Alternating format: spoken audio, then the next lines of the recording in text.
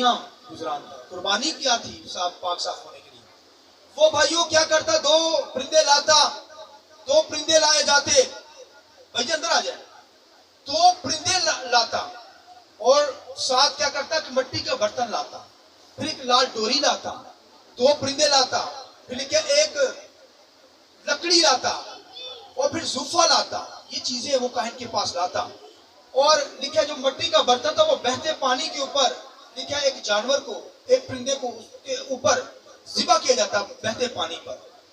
اس کا جو جتنا خون تھا وہ مٹی کا جو برتن اس کے اندر ڈالا جاتا, اور ایک پرندے کو لال ڈوری سے باندھا ہوتا کہیں وہ اڑ نہ جائے. دوسرے کو 2 پرندے لاتا, ایک کو ذبح کیا جاتا, اس کا خون جو تھا وہ کیا کیا جاتا بہتے پانی کے اوپر لکھا اس برتن کے اندر ڈالا جاتا. اور جو دوسرا پرندہ ہوتا ہے اس کو کیا کیا جاتا تھا, اس کو لکھا پھر اس کو کھول کر لال جو ہے ڈوری جو ہے اس سے کھولا جاتا اور اس پرندے کو اس خون میں ڈپ کیا جاتا. ڈپ کرنے کے بعد اسے آزاد چھوڑ دیا جاتا. اسے کیا کیا جاتا, آزاد چھوڑ دیا جاتا. بھائیو یہ سارے پروسیس اسے کرنے پڑتے تھے. تب وہ کیا کرتا تھا, خدا کی حضوری میں پاکیزگی میں آ کر عبادت کر پاتا تھا. یہ بڑا مشکل پروسیس ہے. داغ چھریوں سے پاک ہونا, کوڑ کی بیماری سے پاک ہونا, تاکہ وہ پاکیزگی میں آ کر خداوند کی بندگی کر سکے, خداوند کی پرستش کر سکے. بھائیو یہ کتنی خوشی کی بات ہے کہ ہمیں بھائی طرح طرح کے غسل نہیں کرنے پڑتے, ہمیں قربانیاں سیکریفائز نہیں کرنی پڑتی, کیونکہ خدا نے ہمارے لیے کیا کیا ہے, وہ یسوع ہمارے لیے کیا ہو گیا ہے, قربان ہو گیا. جیسے 2 پرندے لیے جاتے تھے, ایک کو قربان کیا جاتا, ایک کو چھوڑ دیا جاتا تھا آزاد. اسی طرح یسوع مسیح نے کیا کیا, یسوع مسیح ہماری خاطر قربان ہوا, اس کے لہو میں ڈپ ہو کر میں اور آپ آزاد ہو گیا. آئیے زوردار تعریف کریں, ہاللویا ہاللویا.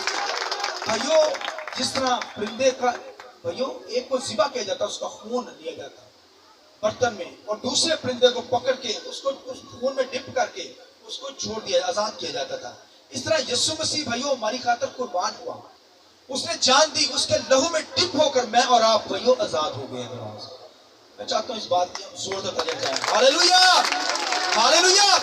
بھائیو ان کے لیے یہ پروسیس بڑا مشکل تھا, مگر میرے اور آپ کے لیے یہ آسانی اس لیے ہے کہ یسوع مسیح نے بھائیو ہماری خاطر کیا ہوا ہے, قربان ہو کر. ہماری سپورٹس, ہمارے جو ہے رنکل جو ہے, ہماری جھریاں جو ہے, ہمارے داغ دھبے, ہمارا کوڑ جو ہے, گناہ جو ہے, اسے کیا کیا ہے, دور کر دیا, ہمیں پاک کر دیا ہے.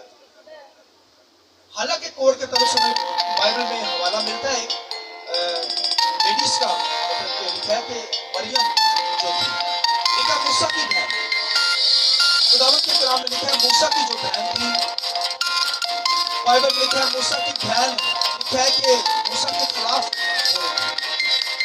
اس کا بڑا, حالانکہ موسیٰ کی جو بہن ہے مریم وہ بڑی بہن ہے, موسیٰ چھوٹا ہے, کیونکہ اس نے مریم نے موسیٰ کو پالا تھا, پانی سے نکال کر ملکہ کے پاس بھی وہ بات چیت کی تھی. تو لکھا ہے کہ وہ موسیٰ کے خلاف بولنے لگی, حالانکہ خدا کے ساتھ چلتی تھی, ورشپ کرتی تھی, کوائر میں بڑی گیت گاتی تھی اور خدا کے نام کو جلال دیتی تھی. خداوند کے کلام لکھا ہے موسیٰ کے خلاف بولی, خدا کے خادم کے خلاف. لکھا ہے اس کے ماتھے پر کوڑ نکل آیا.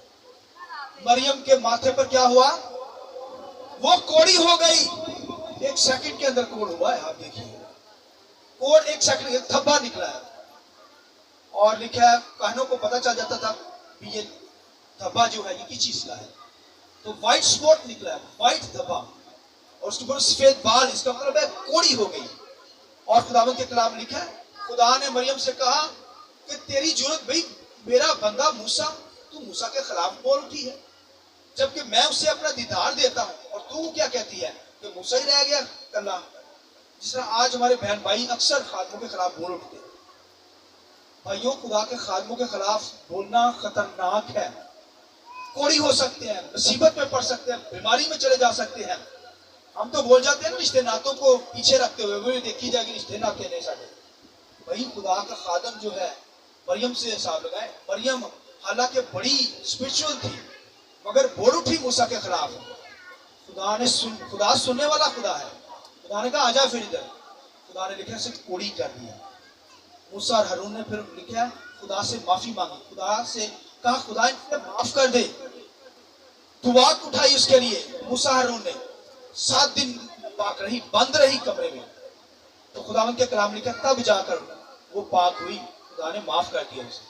तो कोई रिश्ते नातों को देखकर कि मेरा भरा पादरी है, मेरा भरा मेरी माँ पे खुदा की खिदमत में, कभी खुदा के खादमों के खिलाफ ना बोले, ये डेंजरस काम है। अगर बोल देंगे तो वही पूरी हो सकती है, बीमारी में जा सकते हैं, मुश्किलात में, मौत में जा सकते हैं। ये जरा सोच समझ के बोला करें खादमों के खिलाफ। तो बोल देते हैं ना, तो अगर खादम में कोई गलती नजर आती है तो इसका मतलब ना बोले, खुदा सुन रहा है, खुदा उसकी सजा उसे देगा, आप ना दें। आप जज नहीं लगे हुए, खुदा जजमेंट करता है। आमीन।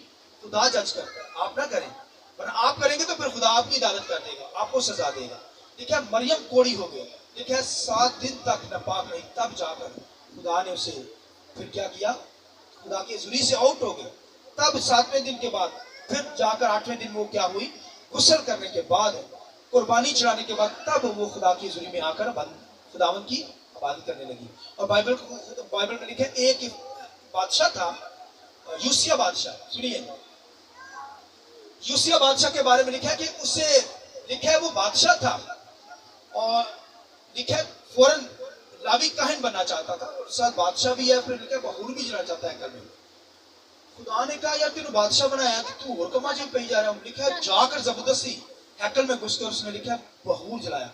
और बहूर जो थे वो खुदा के लोग जलाते थे, आम शख्स नहीं जला सकता था। लिखा है जब उसने जबरदस्ती जाकर सोने के मजबा के ऊपर बखूर जलाया तो लिखा उसके माथे पर कोड़ निकल गया।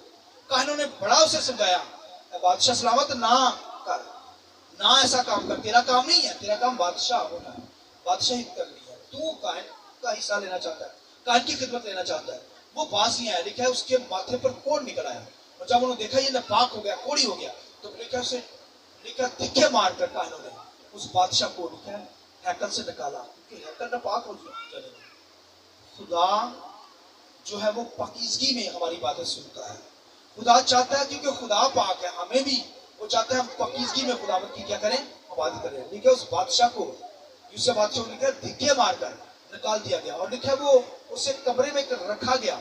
और खुदावंद के कलाम लिखा यशाया जो था, लिखा यशाया नबी, इतना बड़ा नबी होकर लिखा चुपके चुपके आकर बादशाह सलामत से बातें करता, मिलता, उसके साथ ताल्लुक रखना चाहता था। तो खुदा उससे नाराज हुआ। और खुदावंद के कलाम में आज दुनिया के अंदर भी देखें कि नापाक लोग हमने स्टेजों के ऊपर चढ़ाए होते हैं। दुनिया के सियासतदान जो नापाक हैं वो भाइयों हमारे जो है वो स्टेजों के ऊपर चढ़े होते हैं। बड़े बड़े उम्मा जो है उनको इजाजत नहीं यहाँ पर आने की, मगर वो यहाँ पर आपको नजर आएंगे। लिहाजा ये खतरनाक कंडीशन है।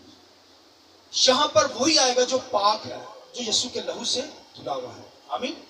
जो पाक हुआ है, नापाकी में कोई आएगा तो फिर भाइयों गुनहगार कोढ़ की बीमारी के वजह से बीमारियों का शिकार हो सकता है, दाग धब्बे जिंदगी में आ सकते हैं। लिहाजा भाइयों रूहानी लेवल को समझने के लिए, रूहानी पकीजगी को समझने के लिए, इनर की पकीजगी को समझने के लिए आपको जिस्मानी जाहिरी पकीजगी जो पुराने नामा के अंदर मिलती है उसको समझना जरूरी है कि वो किस तरह की है। आखिरी एग्जाम्पल दूंगा, खुदावंद के कलाम लिखा है कि यीशु मसीह ने एक कोढ़ी को शफा दिया। लिखा है जो इजराइल के अंदर से कोढ़ी था, एक शख्स आया मसीह के पास, कहता मुझे शफा दे यीशु जी। यीशु ने उसे शफा दी और कहा कि जाकर अपने ताए काहिनों को दिखा और कुर्बानी गुजरा। तो खुदावंद के कलाम लिखा है क्योंकि यीशु मसीह जो था वो आसमानी काहिन है, उस वक्त जमीनी काहिन नहीं था। उस वक्त तो यीशु मसीह क्या है, अपनी जान कुर्बान करने के लिए आया, वो बादशाह का बादशाह। तो खुदावंद के कलाम लिखा है जाकर यीशु मसीह ने कहा जा तू शफा पा गया है कोढ़ से, तो जा अपने काहिनों को दिखा। यानी तू काहिनों के पास जाएगा, काहिन क्या कहेंगे कि तुझे शफा कहाँ से मिली, तो वो क्या कहेंगे, कहेगा कि मुझे मसाया ने शफा दी, खुदा के बेटे ने शफा दी। आमीन। ये गवाही होगी। तो लिहाजा खुदावंद के कलाम लिखा है यीशु मसीह ने इसलिए कहा कि जा काहिनों को दिखा। और खुदावंद के कलाम लिखा है एक सामरिया और गलील के इलाका के अंदर 10 कोढ़ी वहां पर थे, और लिखा है यीशु से चला चला कर कहने लगे हमें क्या कर, शफा दे। कोढ़ के अंदर थे, नापाक थे, और खुदावंद के कलाम लिखा है चला चला कर कहने लगे कि हमें पाक कर, हमें कोढ़ से शफा दे ताकि हम तेरी बंदगी कर सकें। आमीन। खुदावंद के कलाम लिखा है कि यीशु ने उन सबको शफा दी। उनको जाओ काहिनों को जाकर दिखाओ।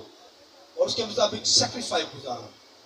और लिखा है जा रहे थे जब वापस अपने घरों को, तो लिखा है सारे शफा पा गए। आइए जोरदार तालियां बजाएं, हालेलुया। 10 कोढ़ी जो थे वो क्या हो गए? हील हो गए, शफा पा गए।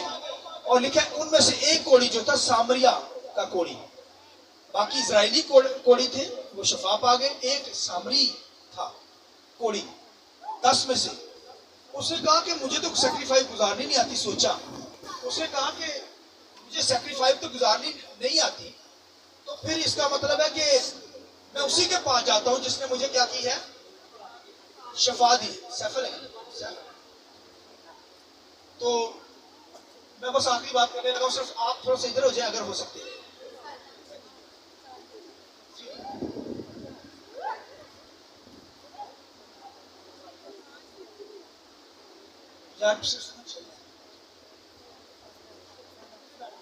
सिर्फ 2 मिनट से 2 मिनट और दें।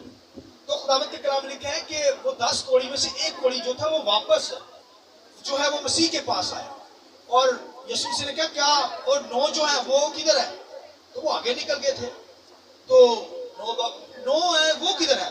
तो उस कोढ़ी ने फिर कहा कि वो क्या करने के लिए आया? एक जो कोढ़ी था वो यीशु मसीह की वर्शिप करने के लिए आया। यीशु मसीह की क्या करने के लिए आया? वर्शिप करने के लिए आया।